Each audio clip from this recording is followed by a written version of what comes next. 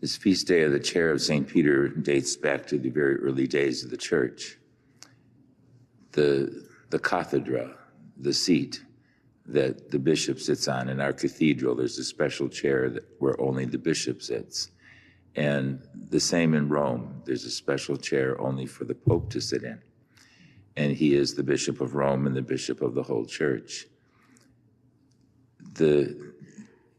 In the scriptures, it's so clear. Peter's life we know so full well. He was very human. He struggled with his humanity, but he was also very faithful to Christ and always humble, always ready to go back and ask forgiveness.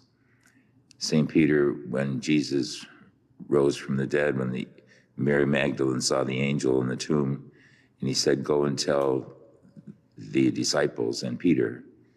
And so she did, of course, to say that the Lord is, not in the tomb.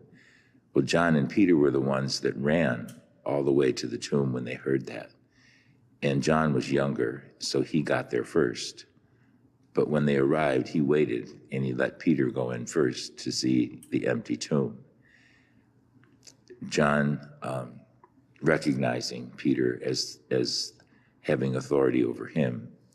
And in other places in the gospel, especially Pentecost, when Peter was so filled with the Holy Spirit that he would go out and even speak in other languages to tell about the resurrection of Jesus from the dead.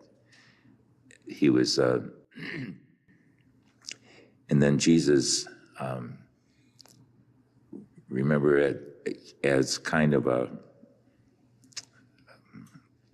reflection of when Peter denied Christ 3 times before he died, said, "I don't even know the man." And then when he realized what he did, he went out and wept bitterly, it says.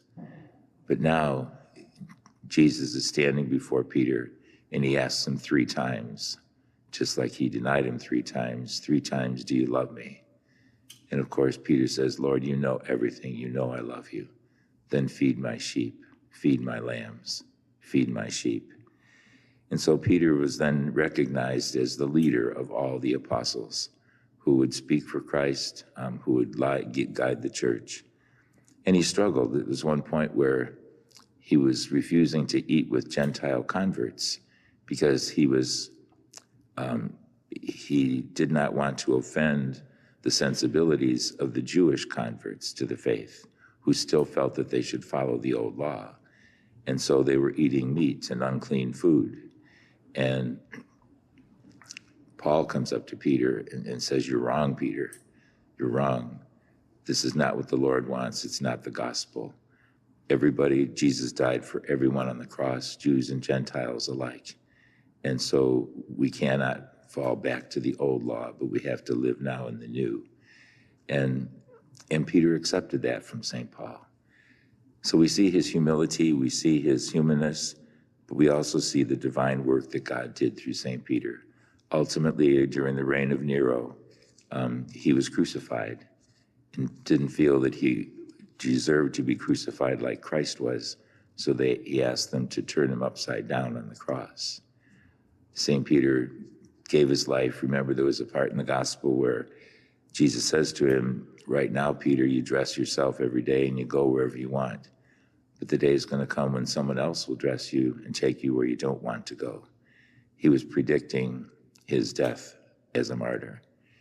And of course, Peter didn't understand that then, but he was filled with the grace of God at that moment where he could love Christ so much that he was willing to die for him rather than deny the faith. So it's a great feast. It's a feast realizing that our faith is founded on the 12 apostles with Peter as the head, and Pope Francis today is the successor of St. Peter. And so we owe him our prayers, our support, and our allegiance. And through the intercession of St. Peter, may the church really be blessed, especially this week when he's meeting with the heads of all the conferences of Catholic bishops throughout the world over a very important matter. Let us stand now and offer our prayers and petitions.